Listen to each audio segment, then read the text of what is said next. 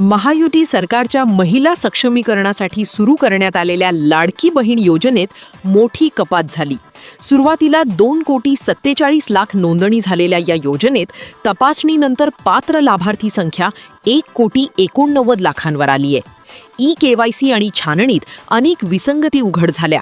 चुकीची माहिती, उत्पन्न मर्यादा ओलांडणे आणि महिलांच्या नावाने पुरुषांनी लाभ घेतल्याचे प्रकार समोर आले.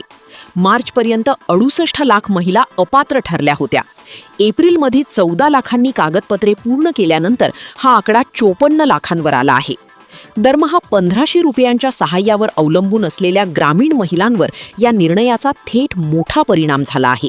या प्रक्रियेदरम्यान अनेक पात्र लाभार्थ्यांनाही अन्यायाने वगळले जात असल्याचा आरोप होत आहे. तर दुसरीकडे शासनाचे म्हणणे आहे की लाडकी बहीण योजना पारदर्शक आणि पात्र लाभार्थ्यांपर्यंत मर्यादित ठेवण्यासाठी ही कारवाई आवश्यक होती.